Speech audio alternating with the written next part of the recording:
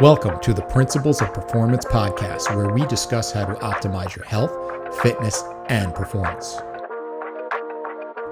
Whether you are a coach, trainer, or clinician looking to become one of the top 1% in your field, or a fitness enthusiast looking to learn strategies of how to perform at your highest level and be your very best, we draw on decades of experience of working as coaches, consultants, and trainers to top industry professionals and elite performers, athletes, and teams all over the world. Your hosts, Eric DeGatti and Mike Perry, investigate and challenge the most popular coaching, training, nutrition, lifestyle, and recovery protocols, as well as bring on our friends and colleagues who are leaders in the fitness and performance industry to join us in the discussion. Be sure to like, subscribe, and share on YouTube or wherever you get your podcasts, as well as stick around to the end to find out how you can get access to special resources, deals, and learning opportunities. Now, let's get to the show.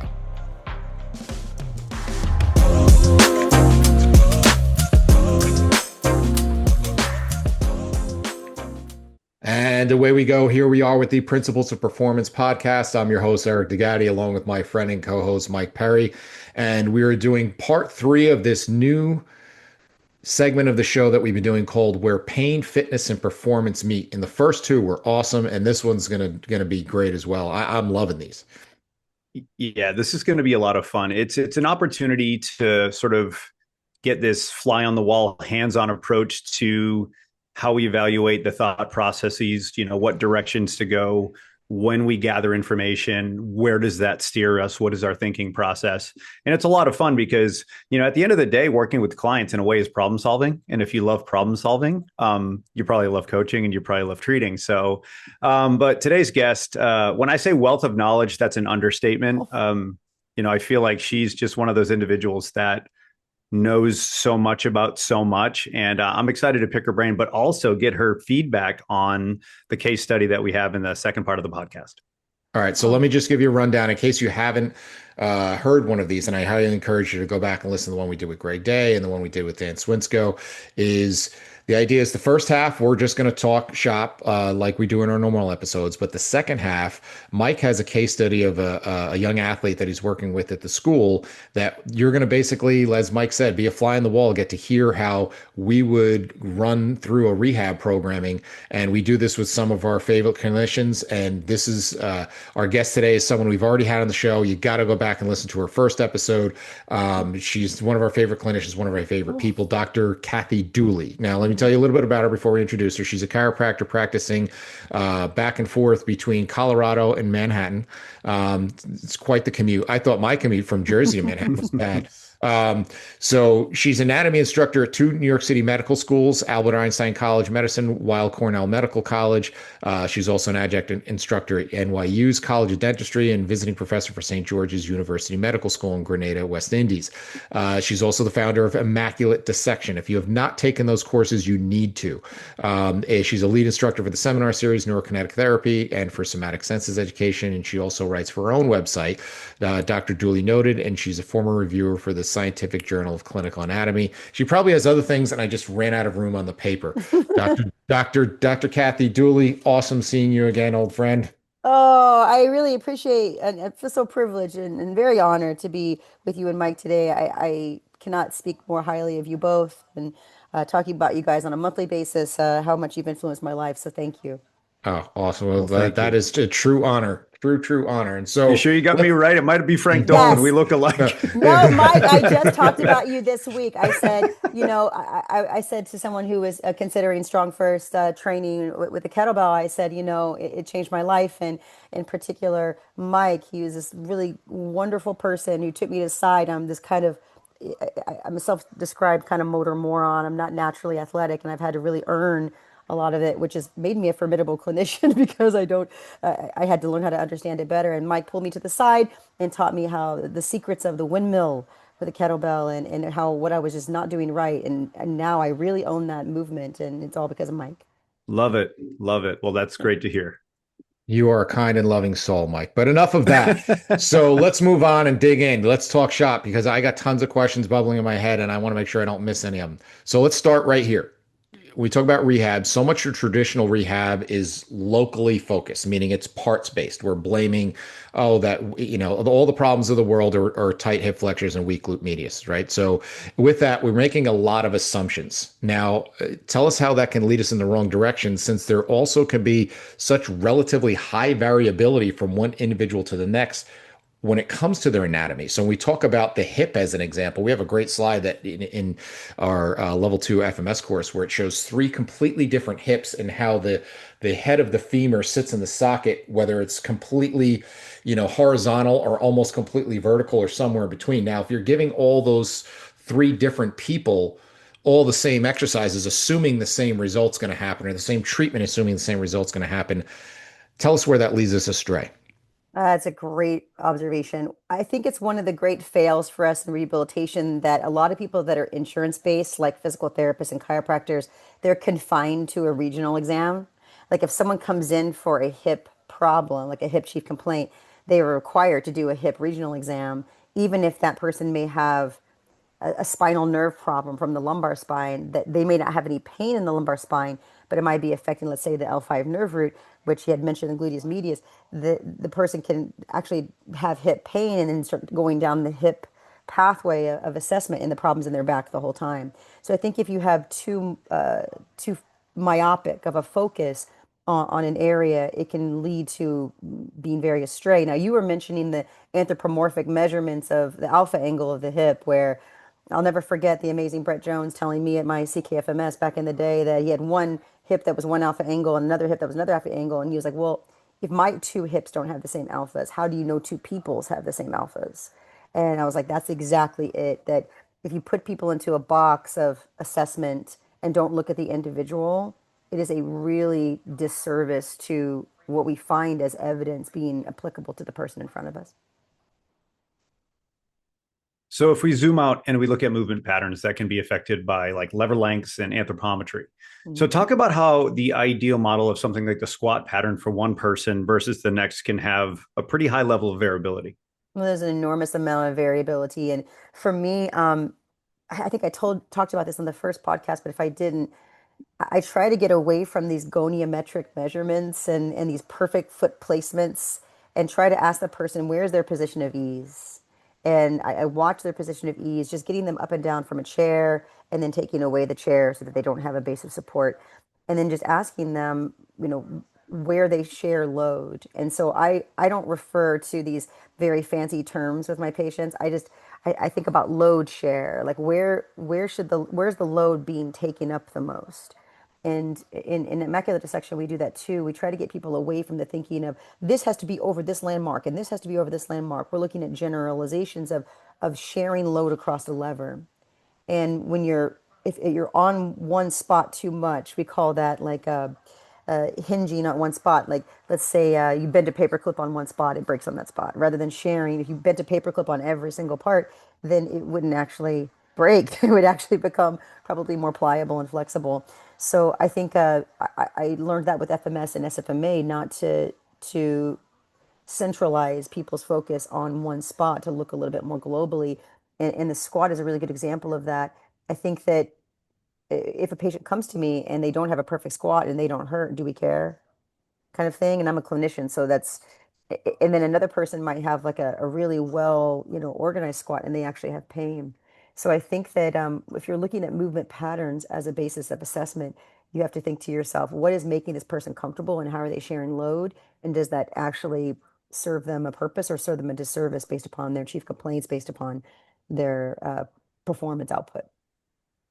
So you had mentioned you get them at like a relative starting point, and then you basically look for you were saying a pattern that's sort of easy for them. But with that being said, you also added on, where are they distributing the load? And I think that's an important aspect of the conversation, because you could have a suboptimal stance, not spread the load right, and vice versa, right? So I think for a lot of people, it's what's a great starting point, but also educating our clients that as we get heavier, this may change, because what you can do with 50% of your body weight and 100% of your body weight, is it's going to look a little bit different. But I always give the analogy of like a bullseye, right? You can hit the bullseye in several spots and still be a bullseye, right? It still counts. And that's how I talk about positioning with joints. I'm like, look, as long as you're in this range that is considered, good or acceptable, that's awesome. Granted, we're going to have variability within that, but I like to use that analogy because what it really does is it shows people that, like, yes, this is where you are, this is norm, but if we have to bridge that gap, we're not too far off, and that's a really nice way to look at it. But I think going back to what you said, it's so important to talk about spreading the load, because if people don't understand that, they're going to miss out. Yep. Yeah, for me, like I think the big thing that I learned from taking SFMA and FMS, selective functional movement assessments, functional movement systems, from Gray Cook and Brett Jones, they really taught me the concept of trying to spread out that load and watching someone's position of ease, not coaching a test, and just seeing how they distribute load and how, like you said, I love the bullseye analogy, by the way, Mike, the like trying to find this specific area where there's a lot of safety but there's also some variability. Well, the thing that is the misconception is that, and I actually had these slides added into our curriculum with FMS, is understanding the difference between looking at someone's squat from a authentic movement pattern versus training someone's squat.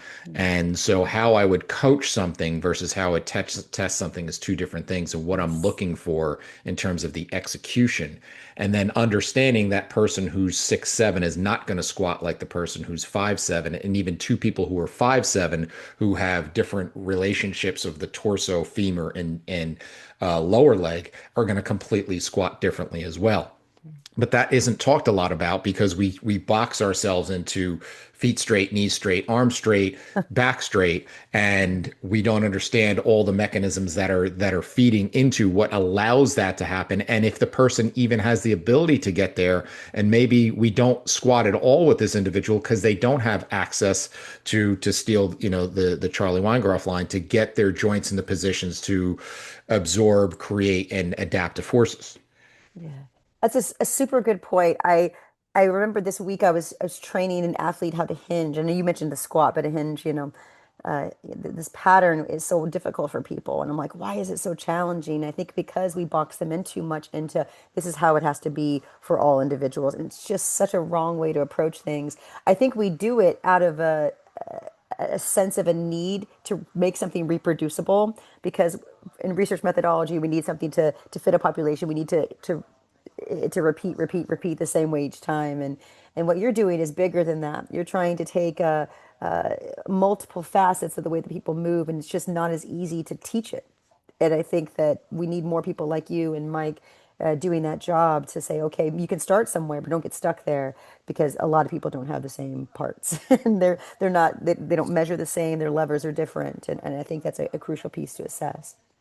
All right, so let's talk about layers, and this is going to actually feed in, ironically, really well into Mike's case study. How we have, and we mostly are thinking, when we think of musculoskeletal system, that we're leaving out a lot of stuff that's interlaced in between all of that, right? We have skin, we have fascia, we have muscle, we have connective tissue, we have bone, and they each play a role in terms of where a primary restriction may be coming from. We actually have an interesting, twist on with Mike's case study that will bring this out. But all right, so if I'm a coach or if I'm a clinician, how do I even begin that process of distinguishing, is this a bone, a connective tissue, a fascia, a muscular, or maybe it's not any of the above and it's a neurological issue? Like, how do we start to sift some of that stuff out? I think I guess maybe the biggest mistake that's being made currently is thinking everything is fascia, and it drives me bonkers as an anatomist, because I'm just like, wait a Fascia's minute. cool. Fascia's cool now. It's like ice baths. Oh God, don't get me started on that. Just like, guys, just ice your face, just ice your face. Really, learn some neuro and just ice your face. The I think that we don't live in these independent systems. We live in this interconnectivity of systems. Have I seen people's scar tissue limit their range of motion? Absolutely. Have I seen them have bony calluses limit their range of motion? Absolutely. Have I seen them have neurological tension from radiculopathy, dural tension? Absolutely. I think some of the most important parts as a clinician for me and as someone who works in fitness is to look at a really good history and see what the most low-hanging fruit is. Mike's case is perfect for that. But like as you do your joint assessments, does this person actually have a passive mobility problem versus an active mobility problem, right? The joints are going to give you a pretty big active and passive mobility problem versus someone who has more a stability problem, they have loose connective tissues, if they are they able to solidify themselves when they're passively moved into space. I think that, and then people with connective tissue disorders that just can move everywhere, and their tightness is more of a perceptive tightness. I think that you do have to develop a system, a standard operating system of, assessing someone, but also just looking at their history carefully and seeing where the low-hanging fruit is. So as we look at all these different types of anatomical structures that can vary from individual, how do we determine the quality of those? And from a recovery standpoint, how can we understand and project recovery times with individuals that may move so differently? I mean, I have to bias the fact that I do a lot of imaging. I do CTs, MRs, ultrasound. I mean, I think a lot of us are guessing, and that's kind of okay in a way. But if I have something that is not responding to my treatments or my corrective strategies, then I think that I might want to pursue a little bit more investigation into their tissues. I'm a functional medicine specialist too, so I'm looking at their blood work. I'm looking at their SED rates, or their inflammatory rates, their cytokines. I want to know if this person tends to hold tension in their body due to an inflammatory cascade to avoid pain provocation? Or does this person, have a connective tissue disorder where they have dysautonomia, so their tension is built through neurological tension, like a systemic tension. So I think that it can be very burdensome for the coach, for the clinician, and we can oversimplify. I think first you have to simplify so you don't go mad trying to get you give paralysis by analysis kind of thing, where you just can't do anything because everything means something. But I do think it's really important to listen to the person, to their struggles, and to develop a plan based upon their limitation. What is their biggest limitation, and go from there.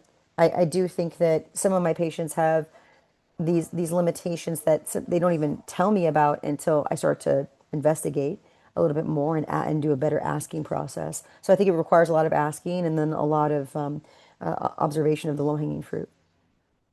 All right. So we don't have the benefit as coaches to get the inside look that you do in some of the testing you just talked You about. could though. You could though. Like if you decided to co-care with a well-informed, fitness educated clinician, you can. Like for instance, me as a clinician too, I don't have the ability. I don't. I have the ability to order MRIs and ultrasound, or MRIs and CTs, but I can't order the ultrasound. I can't even physically do the ultrasound to diagnose, even though I know ultrasound anatomy better than most people who do ultrasound.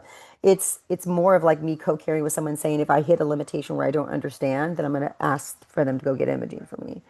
And you can work with a well-informed clinician to do that if you feel that limitation. Now, if you're like, I don't want to pursue that route because the person doesn't have a pain chief complaint, it's a performance chief complaint, then I think you do have to have an operating system where you understand the difference between a joint mobility restriction and a tissue mobility restriction and a stability motor control problem.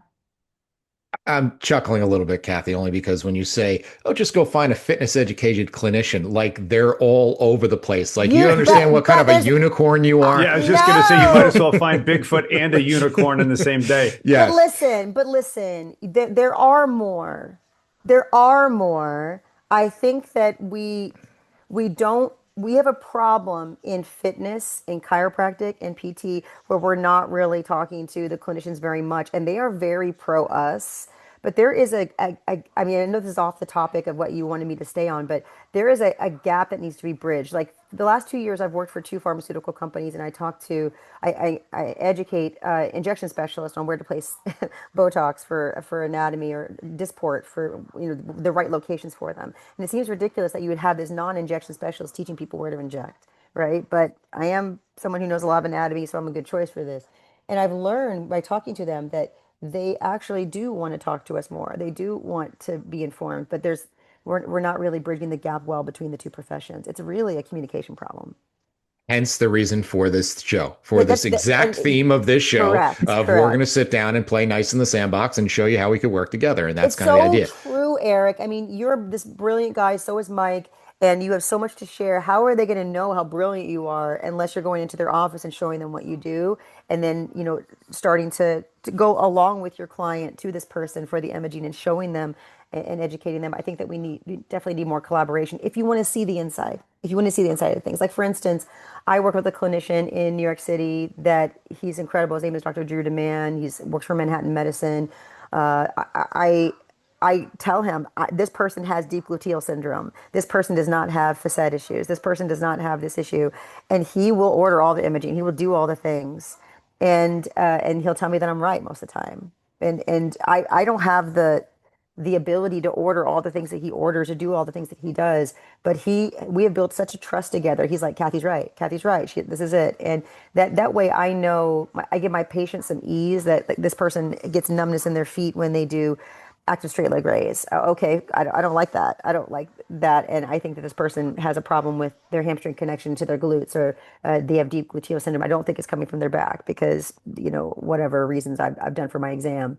And it's really nice to have people that can look on the inside for you and support that your theory is correct. Now, if you're a coach with that limitation, you can develop relationships with clinicians, train those people to think the way that you think. I really do think it works. And I work with a network of about 10 people in New York City that I've worked really hard to find and to show them, to prove to them that I know my stuff. Do you know how hard it is to be a chiropractor in a world out there? Like people, well, I mean, I work for multiple medical institutions, two pharmaceutical companies, and I have to tell people what my initials stand for. Like they don't think of me as anything until I open my mouth.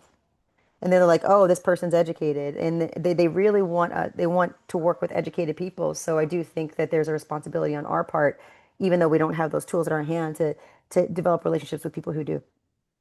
We totally, you're preaching to the choir I here, know I am. I know I am. And probably all look, the listeners too. Sorry. well, tell somebody that you're a trainer, and then the next question is, well, do you have a real job too? Um, Oh, my so, heart. you Oh, know, so I'd just say, yeah, I just teach people how to bench press all day. That's what I do.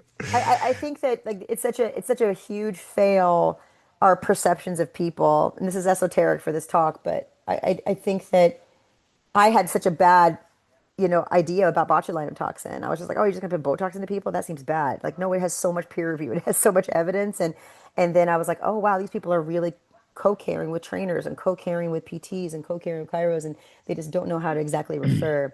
So I do think that you guys are changing the world in this huge way that needs to be changed, and I'm really glad to be a part of it. Back to your question of like, how do I know a good screening process? Having a good screening process for I know we'll prove this in the case study, but for a joint mobility dysfunction versus someone who has a systemic issue, or uh, having a screening process is crucial. And you guys have a really great one. okay, so now we're into it, and so we have to start applying stress into this individual to create a positive change. And so let's talk about having thoughtful progression models for tissue loading. And a lot of Mhm. times it's not really a process or a system. It's chasing kind of what's cool and what's sexy right now. Kind of like right now, isometrics are very cool and sexy for especially connective tissue and so forth. And it doesn't mean it doesn't have a lot of value, but then we take that and say, well, and now everybody's going to do that outcome Monday or anything else. And just by the way, I knew when I threw the ice bath out there that would be a trigger thing for you, Kathy. Uh, As a good host, a part of my job is to just pull the pin and roll it under the door yeah. and see what happens. I have no Uh, problem with that debate. Like, for your ice bathers out there, guys, just put it on your face. Look at the sensory homunculus and, your face and your hands. That's, 50% of your sensory mapping. And that's why you tell people to put cold water on their face when they're anxious. Just, it's been known since time. It's not like, just don't put your testicles in there. And your uterus in there. Well, If you want it to took propagate, we're at minute if you, 26 and testicles have come out into this I mean, conversation. I'm an All right, anatomist. I'm an we got anatomist. I'm an we need anatomist. to Mike's really put me the sign. We've got to reel it back in here. All right. So how do I transition and segue from that into rehab programming? But like Never that's going to where be we asked back. right. So here's where rehab programming falls short and not understanding progressive tissue loading. Like a great Mhm. example is a couple weeks ago, we had Dr. Jordan Shallow on, who's awesome. And he talked about like when he went for rehab, he was having, I forget whether it was a hip or a low back issue. Mhm. And he went for rehab. And at the time, he was pretty high level into powerlifting and squatting. I think he said he was squatting like 700 pounds. And he said, and they hand me the yellow band. He's like, you heard when I told you 700, right? And Yeah. so it pros because we're not really preparing someone for the environment and stressors that they've come from and what they need to return to. So how do we have a more thoughtful process of tissue loading that's smart, that makes people challenged but yet successful?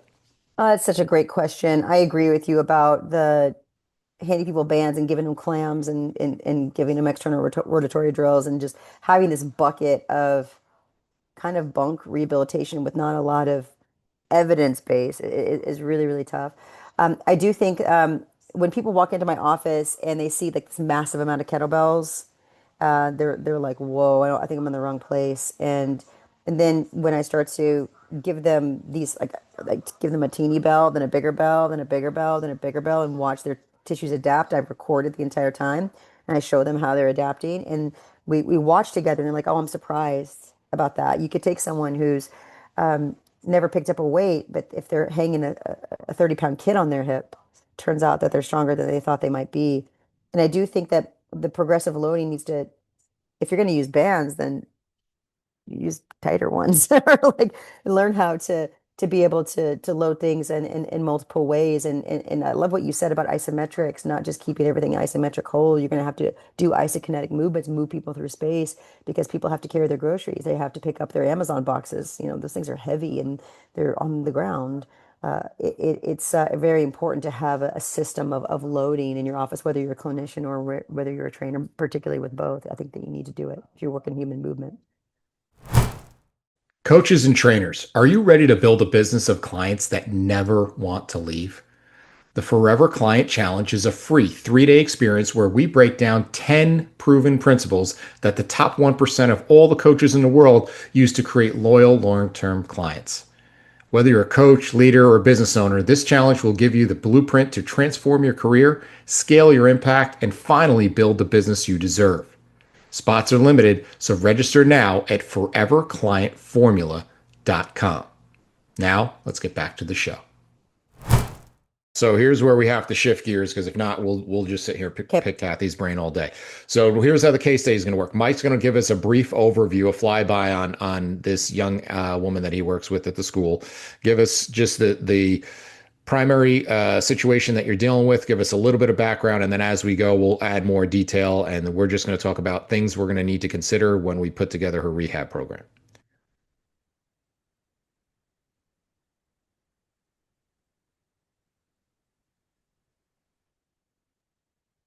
You're on mute, Mike. Can't give me an episode where I don't have to edit, do you?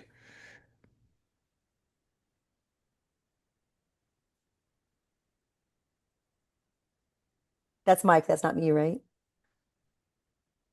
Oh, we can't hear Mike because Mike must Okay. have kicked the cord out.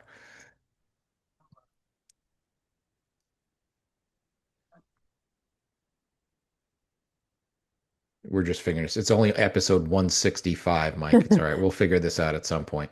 It's just tech.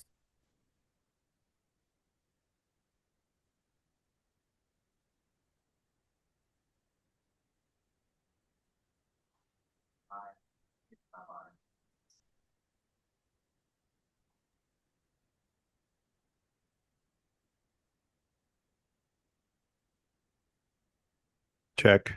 Yep. There you go.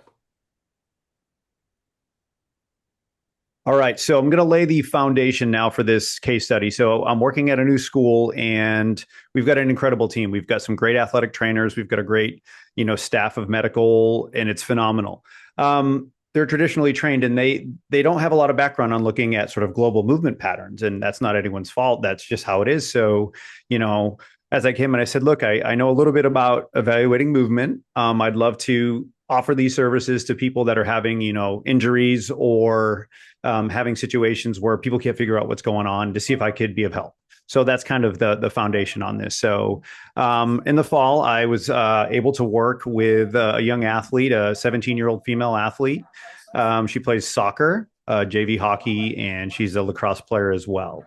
So currently, chief complaint is shin splints bilaterally. It happens every single fall. It's happened over the last couple of years, same thing, shin splints. This year, it's been much, much worse. As far as, prior injury history, chronic ankle sprains, both side, typical lateral inversion. In sports where she's cutting, running, changing direction, she notices it. When she's playing hockey, not so much, but because, well, guess what? Your ankles don't really move in hockey boots. So, and then goes from there. A few other things that I noticed just from the way that she stood is she stands and she locks and hyperextends both knees. So I made a note of that to check and run her through a Byton to see if I could gather more information. In addition to a few more notes that I wanted to add here, incredibly flat feet. That medial malleolus is almost on the ground.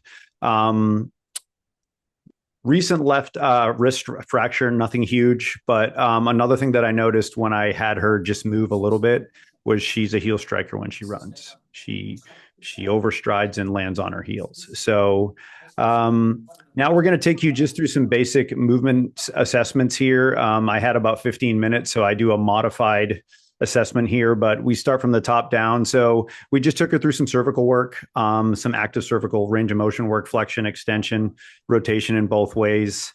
As far as range of motion, she was good in all directions and no pain. Thoracic spine, she was limited in both directions, 20 degrees bilateral of seated rotation with her T-spine. AC joint compression was negative, impingement was negative. Going into the SFMA, so the multi-segmental extension, from a landmark, she achieved bilateral shoulder flexion on both. Her shoulder blade cleared the heels, but her ASIS did not clear the toes, but there was no pain. She does have a toe touch. She can palm the floor. Again, that leads me to think we're going to run a Byton in a little bit. Active straight leg raise was a 3-2. Left side was a 2. Ankle mobility was bilateral green. I went on and I noticed that we needed to investigate a little bit more. I ran her through a full Byton. She scored 7 out of 9 on the Byton. She was able to palm the floor, both elbows, 2 thumbs and 2 pinkies. In addition to that, trunk stability was a 1, rotary stability or reflexive stability was a pair of 2s. Huge breath holder. And again, going back to the way that she moved, because right out of the gate, I noticed some things, but I wanted to dig a little bit deeper. And that's when I just had her jog a little bit. And I noticed right out of the gate, she runs on her heels. Obviously, we didn't want to reproduce pain at this point because that's not what I want to deal with. But I just wanted to see what her strategy was. So after that, about 3 weeks later, she received an MRI confirming that she had bilateral stress fractures in both tibs here. So that is where we are at. She's currently in physical therapy, but that is the basics for her evaluation. All right. So I'm dying to know, Kathy, where does your brain go first when you hear that laundry list? So the pes planus and her tendency to heel strike is going to leave her prone to massive amounts of pressure through the tibia. The fact that she has bilateral inversion sprains leads me to believe that, I mean, for me, like all ankle sprains are hip and core strategies until proven otherwise. And when they do left, right, left, right, left, right, left, right, it's not so good. With her multi-segmental extension, with her ASI is not passing the toes, this person experiences enormous amounts of pressure into the lumbar spine. She's not extension tolerant. So in that phase where she has to propel herself in gait, she's going to overuse her calf. And so as you start to use tib post more and more and more and more, tib ant has to counter that. And tib ant has is a bigger muscle. It has more surface area, has more pull on the periosteum, and you can, start with shin splints, and those easily graduate into stress fractures, especially since it went from summer to fall for her, which I'm assuming means that she's escalating her training in that time. Hmm. Okay, okay. So this is a person with a pretty bad core stability problem. She breath holds. She doesn't have good thoracic rotation. So if you think about the distribution of force as she kind of moves through space, you get her out of hockey or lacrosse and you get her into more sprints, she's going to not have a lot of torso dissipation of force, and all of it's going to end up in the lumbar spine. If she doesn't already have lumbar spine pain, it's a high probability in the future. You add to this the fact that she has Ehlers-Danlos syndrome, where she has a Beighton score above 5, which is a really big indicator. Now, it's really hard to prove EDS, Ehlers-Danlos syndrome, but this is someone who is a very, very good candidate. That's the Beighton score that Mike is brilliant to do because this person has too much extensibility in connective tissues, meaning she's going to be more prone to ankle sprains, more prone to hyperextension of the knee, more prone to pars fractures in her back. She's going to have more prone to trying to decelerate forces through tension. And as she starts to build that physiologic tension, even though her range of motion is off the charts in a lot of the places, probably there'll be certain spots where she will lock in order to create stability, motor control for herself, and that sounds like it's in partially in her calf and then also in her back. So, I always tell a lot of people where your problem is isn't where the actual problem is. And so I'm just actually reading the great Kelly Starrett, who we've had on the Oh, show, his book Ready to Run, and talking about how, so much of what's happening at your foot and ankle is actually upstream, from your trunk.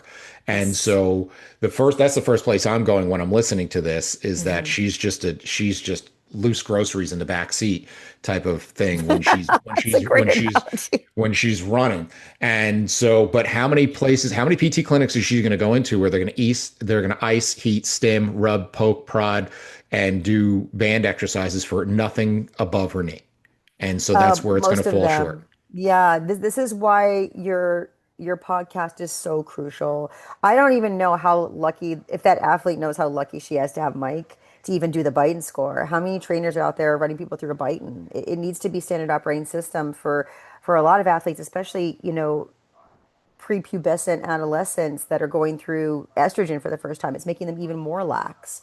And so it's a really crucial thing to run people through a Beighton. And yes, it is a very big problem with regionalized medicine or regionalized therapeutic interventions that this person has a tibial stress fracture. Let's just put ultrasound on her tibia. Not, I'm sorry, not diagnostic ultrasound, reparative ultrasound, therapeutic ultrasound. I think that I agree with with Kelly Starrett that for us in ID, we put people through screening processes and we put them through stance. And a lot of these people with ankle sprains, they'll wobble. And then when I put them in kneeling, take their foot completely out of the equation, they're fine. If those people are, then that's the people that are ankle. Do you know how many that is? It's less than 10% of the time. A lot of time it's coming upstream. It's coming from a hip decentration or a core stability problem. Guys, if they ever say something is bilateral, just go right to the core. Bilateral strategies are central stability problems 100% of the time. Like you're always going to find it. And they eventually, if this athlete is left to go without Mike's help, the what end up happening is she would end up with a really, really bad back problem that would eventually trace you to the core anyway. So it's like, I don't know why we do the things that we do other than the PTs, I can tell you just from the perspective of working with them are in the same confines as a chiropractor that we are boxed in. If someone complains of a tibia, chief complaint, we have to treat the tibia.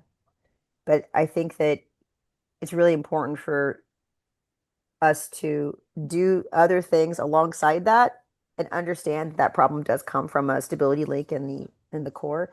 Yes, treat the tibia by all means if you'd like, but also treat the core while you're at it. I mean, do them together, and that's where we can bridge the gap.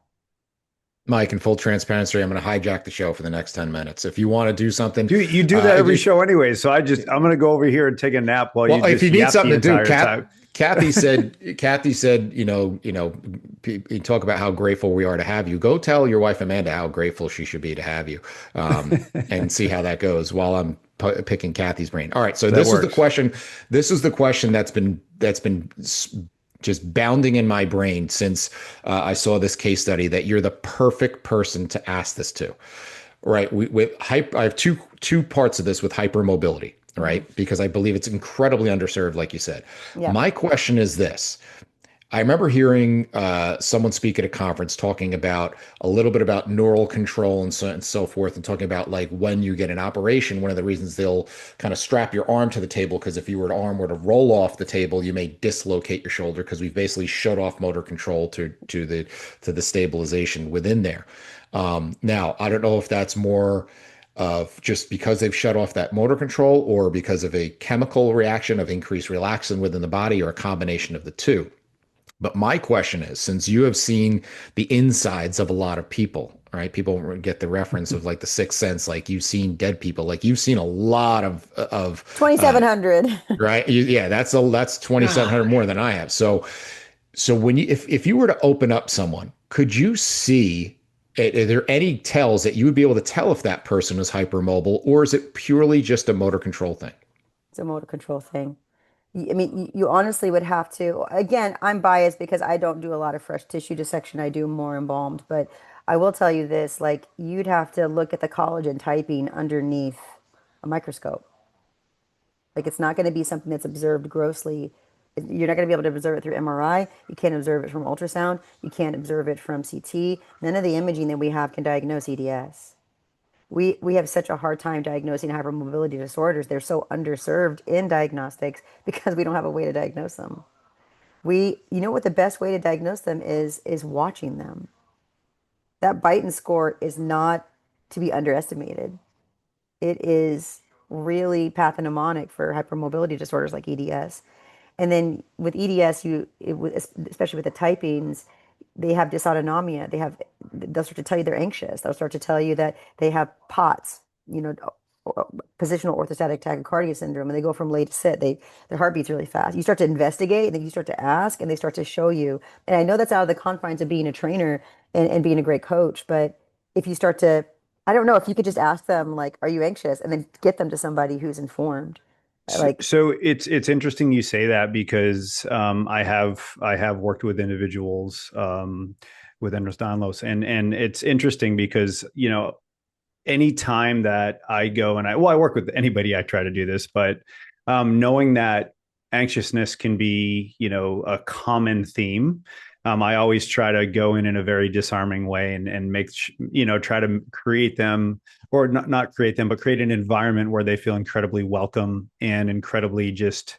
mhm. I want them to know that I'm here to help, and that if something bothers them or something hurts, it's okay to let me know, because we're going to take this sort of one step at a time. And I think that if you do have the opportunity to work with individuals with that condition, I think it's important to be incredibly empathetic, but also meet them where they're at, and just understand that it's a process. And building rapport and being comfortable with that process and communication is really important, because of the fact that there could be a lot of anxiety with movement, because a lot of the times movement hurts.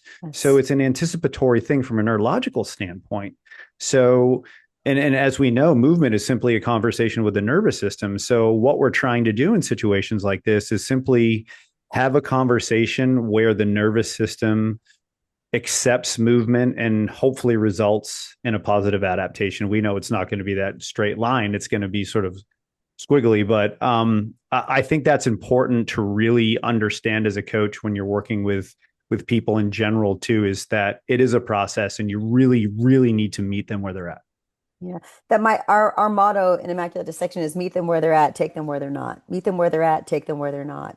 Love And it. we say it over and over and over because people can get over cerebralized by anatomy. And one of my great things that I think you guys do so well is trying to simplify something and make it really like the patient can hear it and say, that makes sense. Those are the magic words to me when a patient says to me, that makes sense. I know they'll be compliant. I know they're coming back. I know we're going to change their life together as a unit.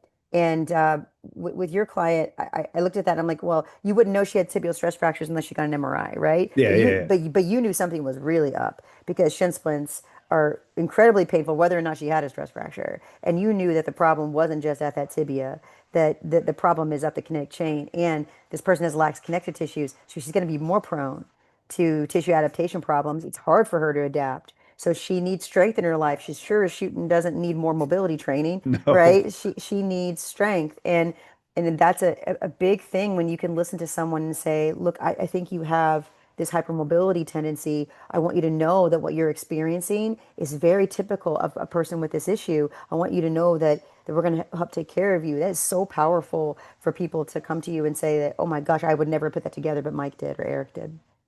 Well, here's the second part of this, and this is where Mike and I, a lot of times, we get the person who's tried everything else and failed, right? And I tried acupuncture, I tried this, I tried that, and nothing has worked. And where we've been successful is not by any special, magic abilities, other than we're looking at the one thing that they're really missing. And this really hit me when I realized if you look at a lot of what's done in rehab, it's very, very mobility biased. Oh, yes. I'm going to get this joint moving. I'm going to get Yes. more tissue extensibility. I'm going to get you more range of motion.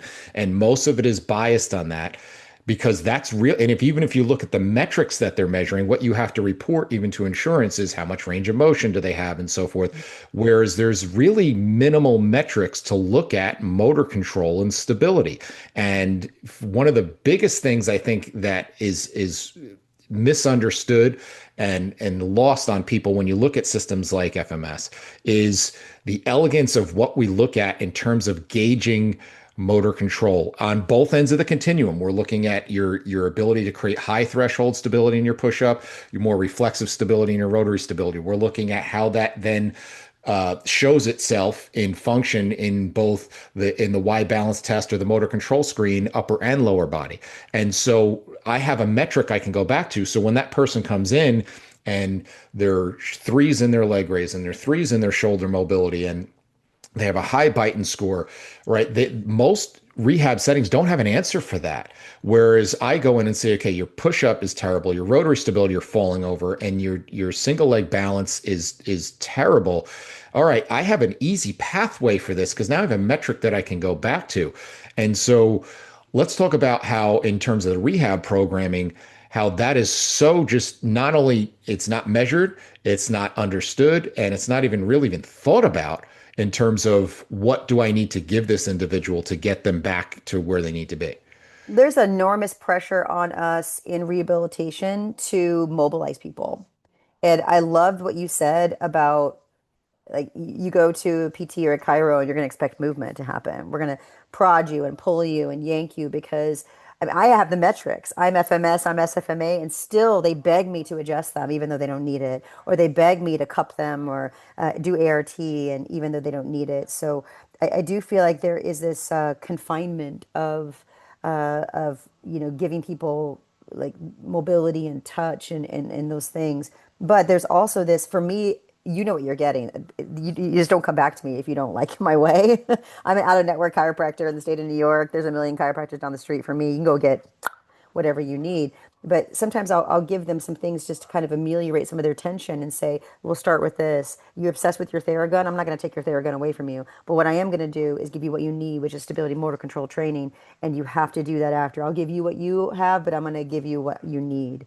And I do think that that is if someone doesn't have FMS and SFMA and ID, the things that we do in NKT, it's a lot of stability motor control training.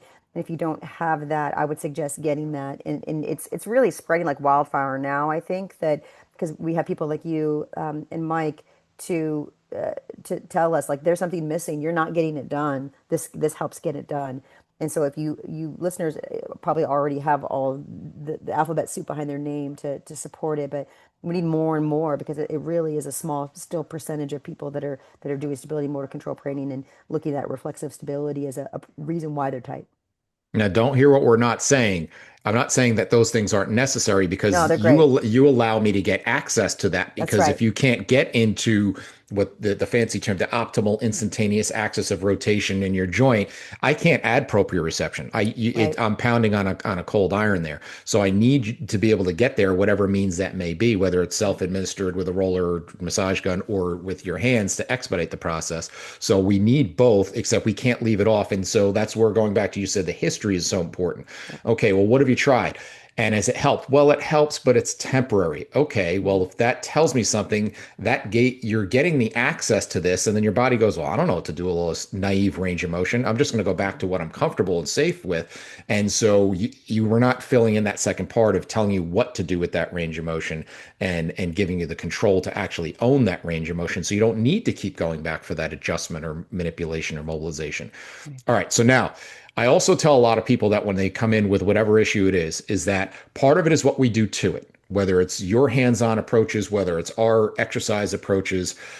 But then there's what's just as important, if not more important, that's also something that is lacking in rehab, is what you need to stop doing to it. So we don't Hmm. take one step forward, two steps back. And this was the big aha for me, realizing I used to come in as the movement guru and I give you this great movement program and you feel great after that, similar to what we just talked about, feel great after that. And then it would be my program would be fleeting because you'd go and screw it up with a shitty training program.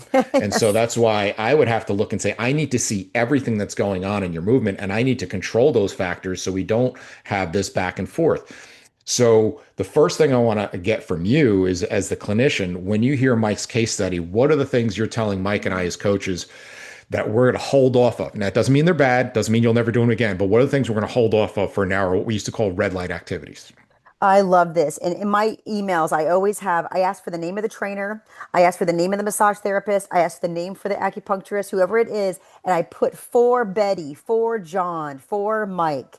And then I give them my email and I'm like, let's talk because we need to have limitations and we need to have inclusions, right?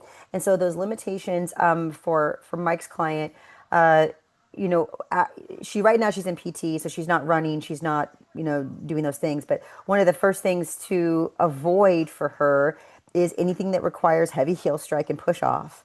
So in training, we're going to have to be really, really careful watching her land and jump because I don't trust her jump right now. I don't trust her landing. Right. So we're going to have to regress the jump and the land. She's on crutches anyway, so she probably can't, land or jump, or she's I don't know if she was in a stiff brace. Was she in an AFO or? No, she's she's currently at this point, she's out of the brace. She's just shutting down. She's Okay. getting she'll be probably cleared very soon. Okay, so she's at her AFO, which is great.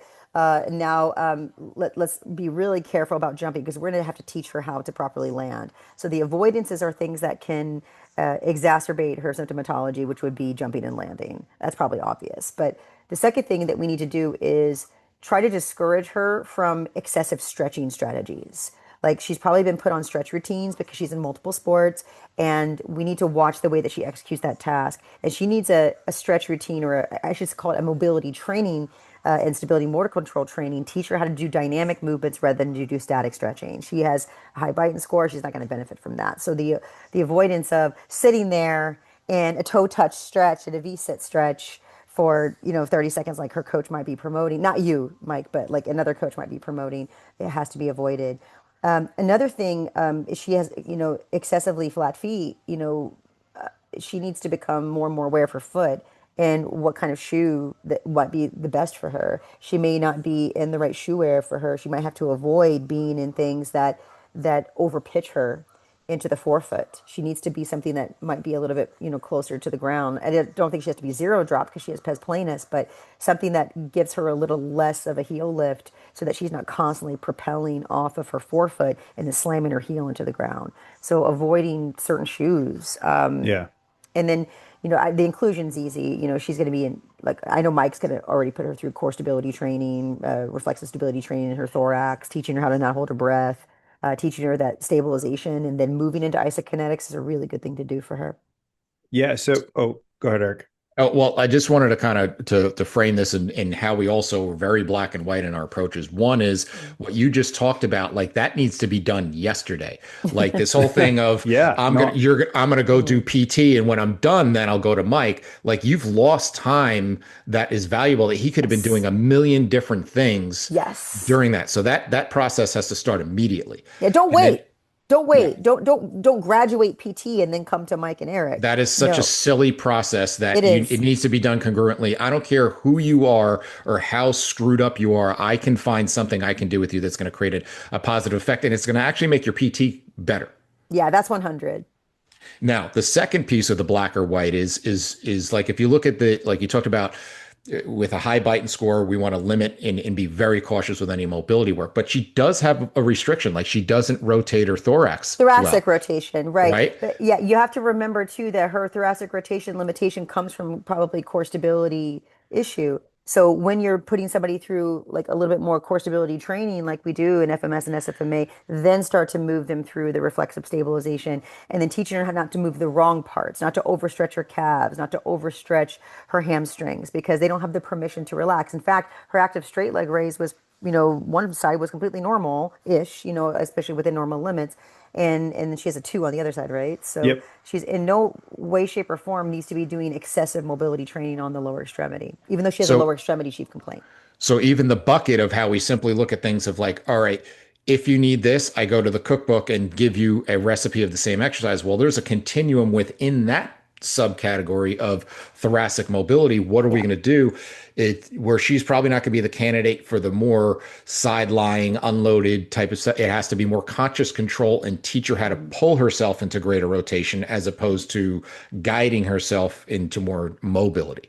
And this So is, even yeah, being yeah, selective yeah. in terms of how you're going to approach that restriction has to be very, you have to kind of sharpshoot that as well. We can't just Yeah. say, oh, you need this. Let's just go to my bucket of tricks for thoracic mobility because they're not all the same.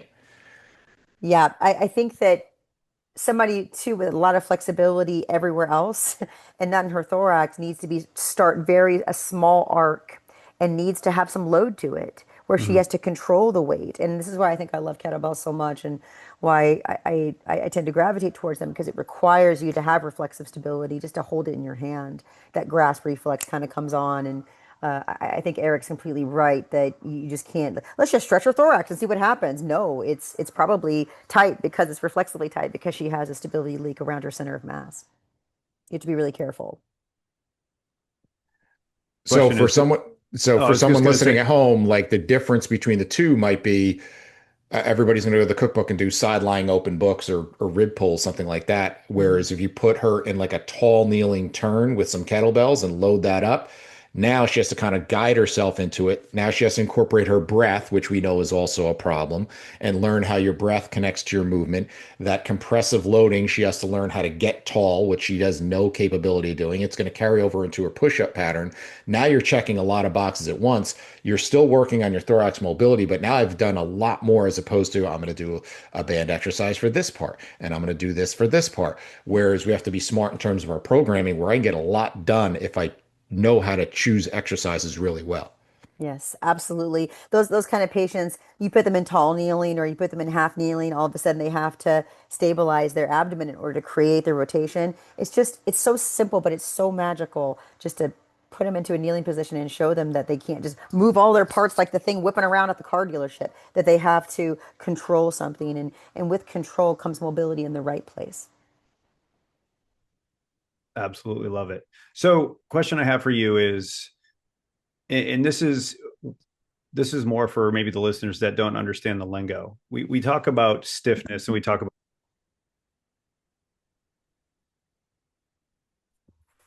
so we talk about stability and we talk about stiffness, right? A lot of the times people don't understand the difference between the two. Can you give us sort of a an elevator pitch on the difference between a joint being stiff versus a joint being stable? Sure. I give people do you guys use the finger trap analogy? Like I have one of those finger traps that you used when you were a kid. You put them around your fingers and you pull on them. And the Mm-hmm. more that you pull and elongate it, the tighter it gets. And then I ask the patient, how do I get my fingers out of this? And they're like, shorten it. and just a little bit, and then your fingers will come out. And so stiffness can be created by something that doesn't have a lot of control.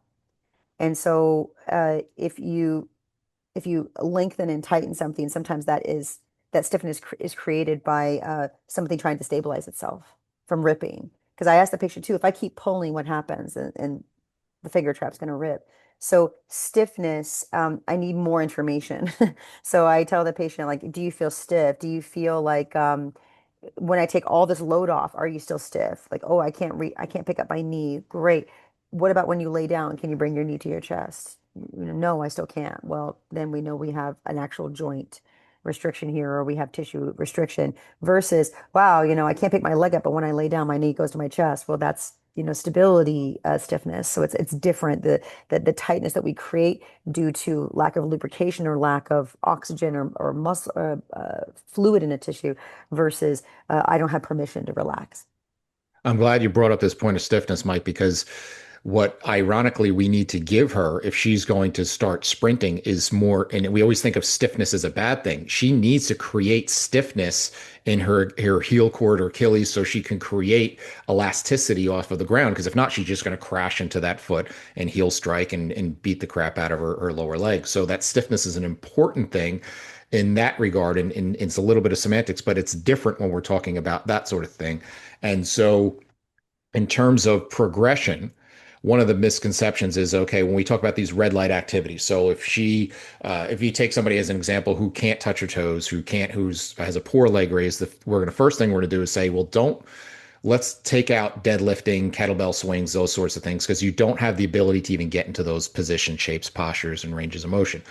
But what people don't understand is we're not saying they're bad. We're not saying you're not doing forever. And ironically, my entire rehab journey is to get you back to that very place. Mm-hmm. And so with this person, the first thing you said, well, let's not have her run, let's not have her decelerate and so forth. But our entire process is, in my mind, is how can I get her back to how soon I can start to teach her to decelerate and get her back to running and so forth. Because the very thing that's the poison now is going to be the medicine once we get to that point. And so how do we have some metrics to know when we're communicating back and forth? When can I start having her doing some light single leg, just deceleration? And then when can that turn into a bound? And when can that bound start to become multiplanar? And when can that start to transition into running? I think that you made a good point. Me just asking about, just to be clear for the audience, I asked because I wanted to know if she was still in the brace. Once that brace is off, I want her to start training deceleration. And once it's off in a way that doesn't, make her feel pain. And more so from just the tissue loading standpoint, how do we know how to hit that sweet spot, that kind of Goldilocks and the three bears, where it's going to be just enough to create a positive adaptation, but not enough to set her back? I think it's really, really tough metric. I think that, we don't have a good standard operating system to know exactly when, but I do think that if we see her overall improvement in her exam, her assessment process, we see that things are not exacerbating her chief complaint. We see that she's able to adapt well to our standard operating system of what we see as a checklist, then move her on and progress her. But I mean, I equally have to regress people where I give them something and I push them too far, and so I have to pull them back. Usually, the body gives you signs that she may not even know that are there, like that stiffness, that creation of chief complaint, or I don't feel loose. I don't feel like I can get into the position and feel safe. But I don't have, I wish I had more than just try it and let's see how it is. But I feel like I do a little bit more of that, let's try this, see if she adapts, and we can scale it back in if it's too much. But I don't think that people should just hold off and not training the person to do what they are meant to do. I think one of the greatest things about athletes working with me is they'll tell me, thank you for not telling me that I'm never going to be able to run again. Or thank you for saying to me that running is bad for me because I have shin splints or because I have stress fractures. I'm like, it's not bad for you. It needs to be rehabilitated in you. And there's also, kind of to wrapping it up, kind of going back to that black and white mentality. It's either you're healthy or you're injured. And there's a lot of gray in between that. I've made my entire living working in the gray. And so there, as much as we've talked about these systematic approaches, whether it's FMS or SFMA, in terms of getting, that doesn't get you back on the field, on the ice or whatever this person, there has to be another systematic thing that we actually teach in our mentorship and that I've been using for years, of a systematic approach to say, okay, can you, kind of like I said, can you decelerate on one leg? Can you do that? And let's progressively go up where you could do that at a 50% effort, at a 75% effort, at a 100% effort. When you can get to there, can you do it multiple planes? Can you do it Mm-hmm. and transition from one leg to the other? Can you do that and repeat that in an elastic manner? And then once we get to there, even once we're on the field, having the communication with the coach to say, okay, well, understand, as soon as we add reaction to this, and we're no longer in the clinic with cones, right, where everything is pretty and safe. Now Mm-hmm. it's like real, shit's about to happen. Okay. And that changes movement. And so can you start to build up layers of reactivity? And even what that may mean for someone means, okay, well, defensively requires a lot more reaction than offensively, because offense, you're kind of determining it to a certain degree, where defense doesn't. And so maybe we have her just work on more offensive drills in team stuff in the beginning, where she doesn't have to react to another human being. And then gradually increase the defensive. And now we have a really thoughtful process to where, and it's going to expedite the process. And I would tell the athletes and coaches, like, you can either trust me and you'll be back in 3 weeks, or you can ignore me and be back in 3 months. Which one works? So Oh, I think that's a really strong statement. Is the way that you're doing it sounds complicated for a lot of people. It's the only way to make things simple, is to give the person what they need, meet them where they're at, take them where they're not, really observe the person, critically think, and not just give them a rando exercise that has been done a million times and is not really progressing for that person. So I think that what you're like, your proof is in the pudding, Eric. You say, like, give me 3 weeks and I'll have her back. But like, you have to comply. You have to trust me on this. And I have experience with this. I'm an expert at this. I think that's a really strong statement to give. And you're giving them a standard operating system of, like, I do this, these progressive loads, and that's how we return her back to her sport. we could probably go on this all day. Mike, Right. anything you want to add before we wrap this I mean, up? yeah, there's a lot that I want to add, but I mean, like I said, this would be a 3 hour podcast. We'd be Yeah. beating out Joe Rogan for the long one. But no, honestly, thank you for your time today. That was incredible. It's always a pleasure to talk to you, and I always learn so much. So, Eric, you want to close this out, bud? Well, why don't we, before we wrap it up, Kathy, tell us a little bit about, like, what you're working on. We're gonna have all the links to all your stuff that I highly encourage people to dig into. But tell us what you're working on. What's new and exciting in Dr. Dooley's world? Well, first of all, I want to say, just so I don't forget, that if you're listening to this podcast, so clearly you know what these two guys are talking about, but I cannot tell you how eager I was to find these type of strategists in my life when I found you folks. I remember taking my first course, in 2013 with SFMA and FMS, and I was hooked because it was filling in this gap that I know was very much needed. And please study these folks and the movement systems that they're training. I am very like-minded, I would say. For me, it's more, I guess I'm a little bit more geared towards clinicians and trying to get them to understand you folks better. So our immaculate dissection courses are, they're regionally based, but they always have the impact of how things happen globally. I think they go very, very well with systems training, which is crucial. Uh, I am right now. I'm diving into the TMJ and doing a lot of TMJ education. So if you folks haven't studied the TMJ, I would highly suggest it. And it's an entire system of here. It's not just this little joint that's there. But I'm obsessed with that, and for workout recovery, for adaptation and sleep, for for power output, the whole deal. So that's what I'm into.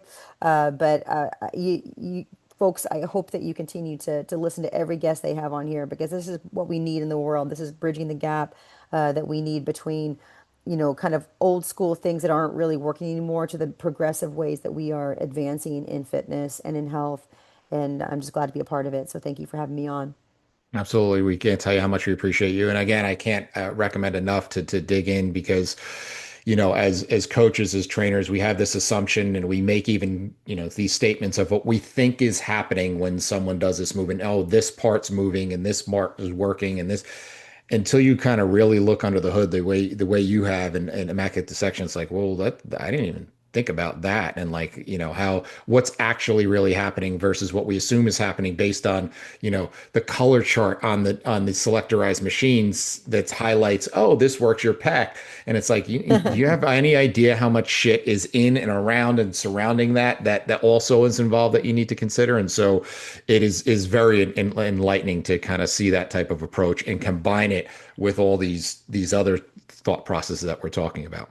Yeah, I hope all you folks stay fascinated. And I've learned so much on this talk just from listening to you two talk. And we just need to keep our minds open and be creative and help each other. And please get out there and find yourself some clinicians to work with. They really do want to be educated by you. That way you guys can co-care. You can get the things that you need to get the care for the person that you need if you're not already doing it. They're waiting for you to contact them, and they're waiting for you to kind of train them too. They're more eager than you think. There's just a block, and I hope that we can all, through this podcast and through your community reach out, network more, and get some really great educated people to work together.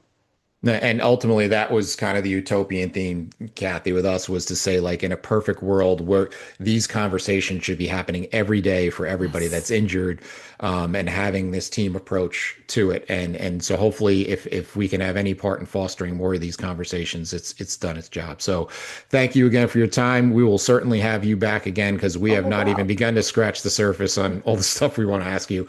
And more importantly, we want to thank you all for listening. And this has been the Principles of Performance podcast. Thank you for listening to the Principles of Performance podcast. If you've enjoyed the show, please be sure to give us a 5-star review on Apple or wherever you get your podcasts.